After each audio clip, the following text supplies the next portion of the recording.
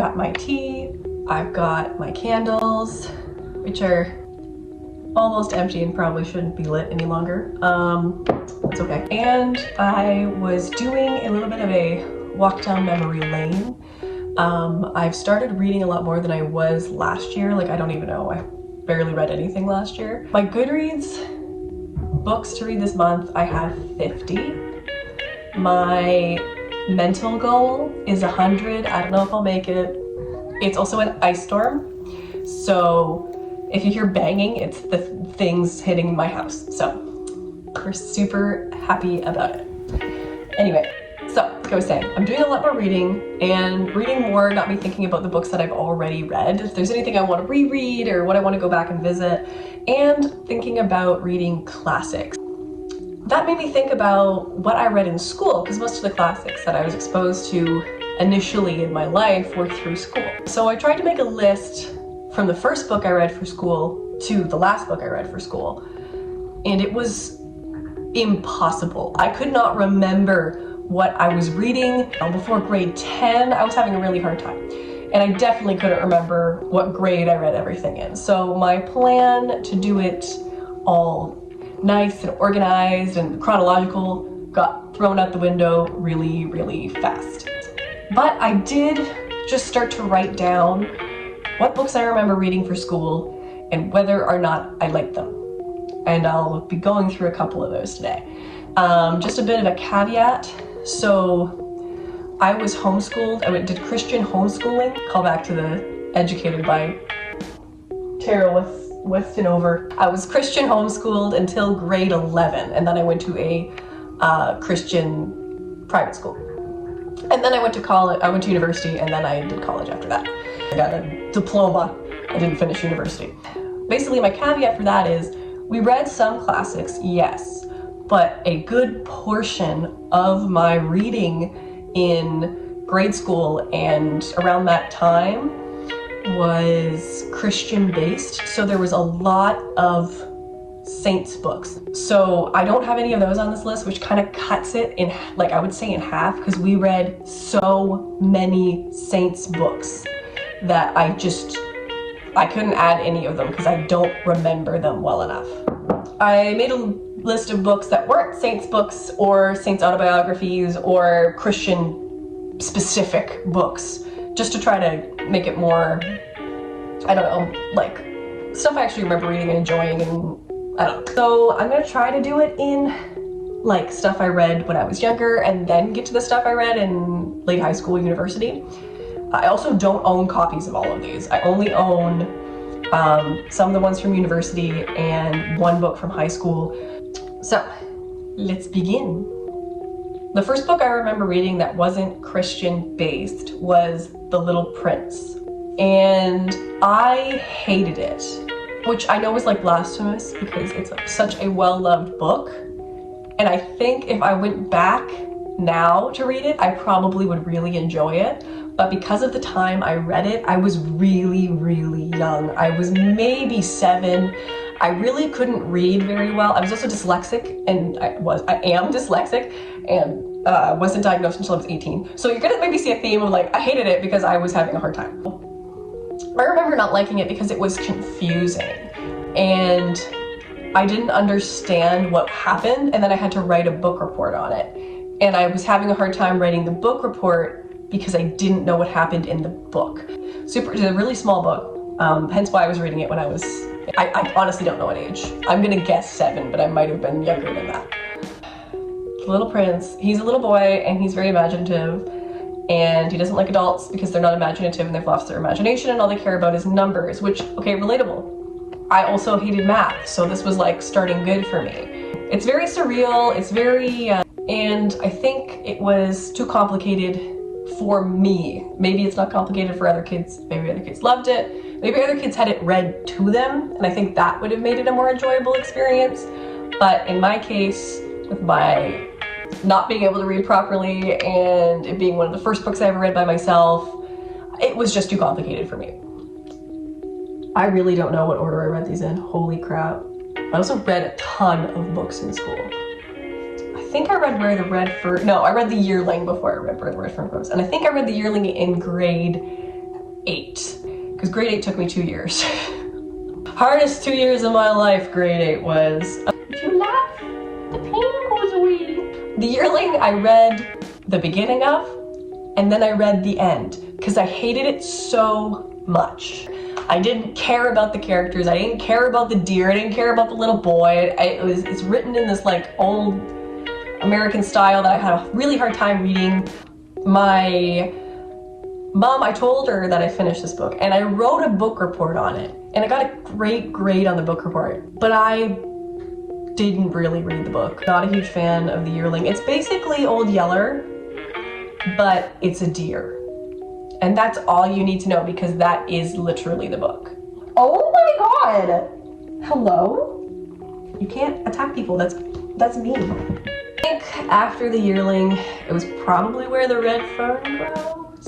Where the Red Fern Grows is about a little boy who lives in, I think, the Appalachian Mountains, I don't know, he lives in the mountains somewhere in the States. And he gets 2 dogs, and there's all these misadventures that go on, and it's him growing up with the dogs, and him, becoming a man, and all this stuff. I don't remember. They are hunting dogs, so he takes them everywhere, and they're great, and we love them. And I'll say about it's memorable. It's a memorable book. I'm kind of torn on this one because it is memorable. This was one of the first books I read where a child dies, and a little boy. I don't think this is a spoiler for Where the Red Fern Grows if you're planning on reading it. One of his friends, they're messing around and they have an axe, and I don't know if he kills his friend or his friend kills himself or his friend's brother kills his friend. It's something happens, there's an accident. That's not funny. There's an incident and he dies, a little boy dies. So that hit me really hard as a kid. It was I think the feeling that most kids got when they read Bridge to Terabithia, where they're children can die. Spoiler alert, when the dogs die at the end, it's very sincere. You do feel badly for him and his dogs. I don't have anything insightful to say on Where the Red Fern Grows, I don't think. I don't think it's a bad book. I would not read it again, and I don't know if I would recommend it to anyone. It's perfectly fine, I think. I'm gonna say I read The Scarlet Pimpernel next, which is a great book. It's like a mystery, and there's this character who's a Scarlet Pimpernel, and nobody knows who they are, and they're like, oh my god, Scarlet Pimpernel, and he's out here saving lives and stuff, and he's super cool. And there's spy stuff, and then it's just it's intrigue, it's mystery, it's exciting, it's action-packed, it's romantic, it's got everything you could possibly want. I enjoyed reading it. A Tale of Two Cities screwed me up as a kid. I like Charles Dickens. I like the way Charles Dickens writes. This is one of my favorite Charles Dickens books, probably. I do really like this book. I have not read it in a very long time. Again, I can't really speak to the quality of it because it's been a while, but I remember enjoying it as a kid and being very invested in it and being very heartbroken at it. Big fan of Sidney Carter. I remember being very invested in his character for some reason. It left an impression, and I really did enjoy it. It wasn't a bad read for sure. I was, however, I will say, I got marks taken off of my essay because I said the word cart instead of wagon. It's the same thing. And I was so mad. Cyrano de Bergerac, great book. It's a play. He's this poet who writes beautiful sonnets and plays and poems and all this stuff. And he's just this super romantic, he just wants all these things in life and he can't have them because he has a big nose, which I find incredibly relatable content. He falls in love with this woman whose name I forget, and she's an actress, if I remember correctly, and she's so beautiful and wonderful, and he's just so in love with her, but he can never be with her because he's so hideous, according to the townspeople of wherever in France they are.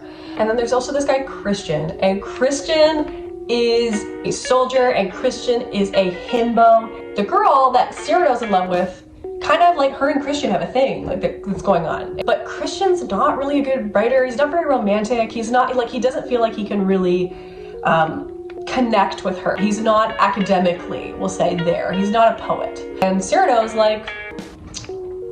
I can take advantage of this situation. he uses Christian basically as like a mouthpiece for his poetry.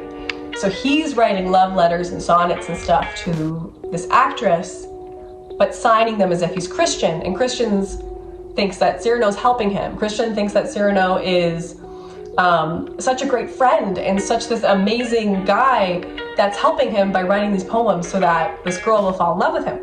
But it really is a funny play. I loved Christian. I loved him so freaking much because even at the end, he's like writing letters to Cyrano and he's like, Cyrano, you're such a good friend. Like, you did so much for me and like, I'm just so thankful for you. And meanwhile, Cyrano's just using him because he thinks he's an idiot. He kind of is, but he's a sweetheart. So after the high of Cyrano de Bergerac, what shall we do? I'm just gonna like run through the Shakespeare I read, I guess. Read Macbeth, love Macbeth. Iconic story, completely ridiculous, very short. I read Hamlet, also really enjoyed Hamlet. The thing with Macbeth and Hamlet is I don't know if I enjoyed the plays or if I just really enjoyed, because I did it with in high school grade 11 when I was actually going to school. So it was one of my first experiences in a classroom and everybody had a part they had to play and I had fond memories of it happening, so maybe that's why I really like it. And then in university I read, what is that one? Comedy of Errors. I almost said Twelfth Night. I read Twelfth Night for fun, but Comedy of Errors. For some reason, Comedy of Errors was so frustrating to me. I just didn't like it. I found the characters frustrating. I found the situation frustrating. I found just like maybe it's because I don't like that type of story. The Comedy of Errors is basically like there's a bunch of twins. So there's a lot of things happening because there's a bunch of twins. There's a bunch of things that like are confusing already in the plot, and basically things just keep going wrong in like kind of absurd ways, and people keep like are missing each other by like just seconds, like you're looking for somebody and they've just walked out the door kind of thing, and it's like, I don't know, I find it frustrating. Maybe it's better if it's performed. I think honestly it probably would be much more enjoyable as a play than as a read. It's my draft cup. Isn't it cute? My cat's eating plastic. Stop that. No, you don't eat plastic. The next book that I read in high school, which is the first book I have a physical copy of, is Frankenstein. I read this because we had to pick an author. We had to write a essay, a author, and one of their most famous works, and basically compare the author's life and how it reflected in their work, or how their work reflected their life, all that kind of stuff. So I chose Mary Shelley and I chose Frankenstein because that's her most famous work. I was really quite dedicated to like taking my notes and putting them in here, and this was one of the first books I did this to, and I never looked back. Like the books that are mine that I own, I destroy. Like I write so much in them and I highlight. It was such a good book. If you're only familiar with like Hollywood's Frankenstein, you are missing out. This is such a good horror novel. This is such a good historical novel. This is such a good like science fiction novel, and it's such a good social commentary. And if you know anything about Mary Shelley's life, it makes it so much more interesting, and her marriage and her like everything about her. This book makes it so much more like, if you know that about her, the book is so cool. The characters are interesting. You do get frustrated with Frankenstein a little bit, but I think that's the point. It is such a good story, and it's not very long. If you're looking for a quick classic to read that is fun and accessible and interesting and spooky, I'd say Frankenstein. Probably one of my favorite books of all time. I just love it so much. These are another bunch of books that I have destroyed. Oh my god. We were allowed to take one cue card into my psych tests. You could fill it as much as you wanted, but you were allowed to take in one cue card, and look what I did. The dedication that must have taken is actually appalling. And for some reason, it's in my copy of Paradise Lost by John Milton. Paradise Lost is a really interesting story. The Bible from the devil's perspective. That's a very, very bad description of it, I will admit. But it's an interesting story. It deals with, you know, things from the perspective of evil. A lot of it has to do with the fall of man and the fall of man from Satan's perspective. Lots of great imagery. I would recommend it if you're Christian, or you were Christian, or you've got any relation to that. It's interesting. It's a very interesting read. I'll put it that way. I like that one. Last one I'm going to talk about is Jane Eyre. This is another one I read in my English 100 course, and it's super annotated. It's like ASMR. I really enjoyed Jane Eyre. A romance novel, but in the most bizarre way. There is a plot twist in Jane Eyre, which I'm sure like it's an old ass book, so people probably know what the plot twist is. But the plot twist, I had no idea. I knew nothing going into Jane Eyre. So when you get to the plot twist, you're like, what the fuck is that? She's just been living up there in the attic the whole damn time. Why? This is not the solution to the problem, my man. He's like, the solution is to lock her in the attic. It's not a solution. But Jane is kind of she's an interesting character, and the story is interesting, and the characters are great, and the conversations they have together are great. Oh, here's another cue card with the world's tiniest writing, which I wrote all in red for some reason.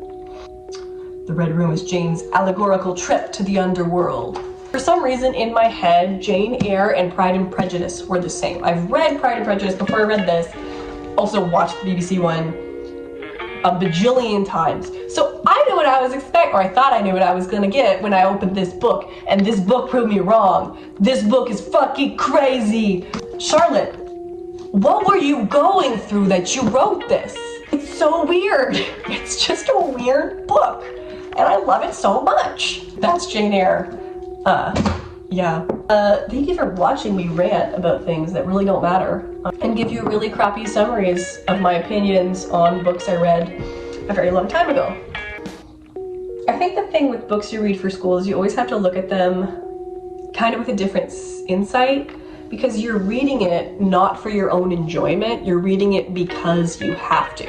And I think that definitely changes how you view reading. I think I had a better attitude about it when I got to high school and university than I had when I was in grade school, because in grade school I was like, I don't want to read it, I have to read it, I don't want to read it, I want to read Nancy Drew books, and that's all I want to read for the rest of my life, don't you understand? But then they're like, you've got to read The Yearling. Like, it just makes you kind of hate the book. So when I got to university, and even through high school, it was like, oh, this is interesting, because you had people to talk to about it. Like when you're homeschooled and you're reading a book, it's like, for school, you don't have class discussions. You have yourself, maybe a sibling who read it before you, and your mom, if she's reading it or if she's read it. So you really don't have that class discussion thing that I think makes reading for education more interesting. Like, I literally sent a friend from high school a Macbeth meme the other day, and we graduated in 2018. And like, I have so many great memories from this English 101 course. It was so crazy. The instructor was crazy, the professor was crazy. It was just like, oh, it was a great class. And he made me enjoy those books, even though some of them, like Canterbury Tales, I had no idea what was going on. So, yeah, that's kind of my little rant about books you read for school. I would say have an open mind if you can. And if you're homeschooled and you're reading it by yourself, there's people out there who've read the book, you know? Try to find somebody to talk to about it. Or you can let it stew inside you. I've never met anybody else who's read The Yearling. And it stews inside me how much I just don't like the book for some reason. I don't like the book I hardly read. Or The Little Prince, which I had so much animosity to until I was like, maybe it wasn't bad. Maybe I was just way too young and way too dyslexic for it at the time. Yeah, so anyways,